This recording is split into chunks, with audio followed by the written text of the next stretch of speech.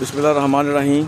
जी नाज़रीन, मैं हूं मोहम्मद अफजल नासिर भट्टी और आप देख रहे हैं मेरी जंग डिजिटल। हम इस वक्त मौजूद हैं पुलिस थाना गड्डा सिंह के गांव रसूल नगर में।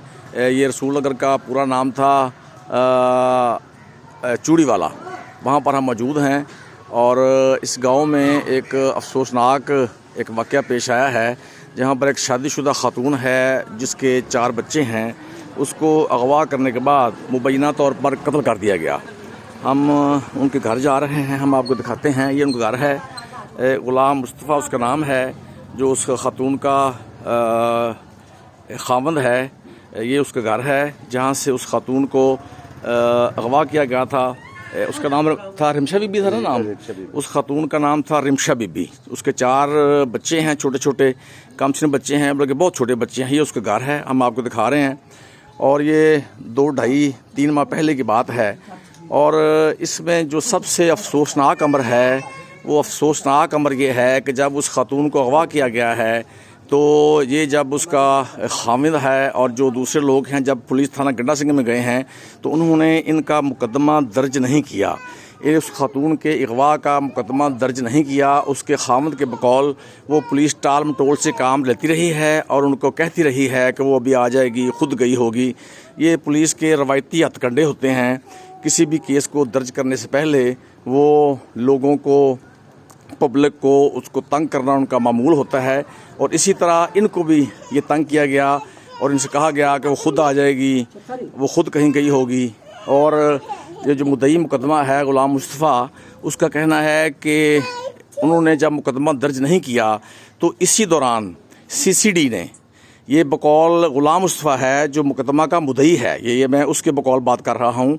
उसका कहना है कि पुलिस ने जब मुकदमा दर्ज नहीं किया पुलिस थाना गड्डा सिंह में, तो इसी दौरान CCD ने उस मुलज़म को गिरफ़्तार किया। किसी और केस में, चोरी के केस में CCD ने गिरफ़्तार किया और वहाँ पर उसने इंकशाफ किया उन मुलज़मान ने कि, या जो मुलज़म था, अकरम नाम था उसका, अकरम, उसने इंकशाफ किया CCD के रूबरू कि उसने एक खातून को अगवा के बाद कत्ल भी किया था। और उसके बाद जो CCD है उसने उस मुलज़िम को पुलिस थाना गड्डा सिंह के हवाले कर दिया।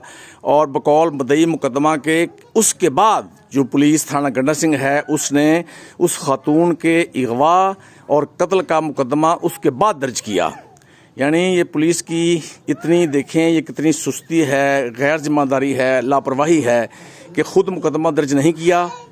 और जब CCD ने उसको पकड़ लिया है और CCD के रूबरू उसने मुलज़िम ने इंकशाफ किया है, तो उसके बाद पुलिस थाना गड्डा सिंह ने उसके खातून जो रिमशा बीबी थी उसके अगवा का मुकदमा दर्ज किया।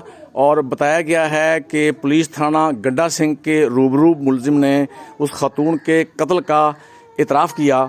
लेकिन यहाँ पर जो सितम ज़रीफ़ी है और जो मैं कहता हूँ कि पुलिस की रवायती बेहिसी और नाअहली है, वो ये है कि पुलिस ने अभी तक उस खातून को, अगर वो ज़िंदा है तो उसको बरामद नहीं कर सकी पुलिस थाना गड्डा सिंह।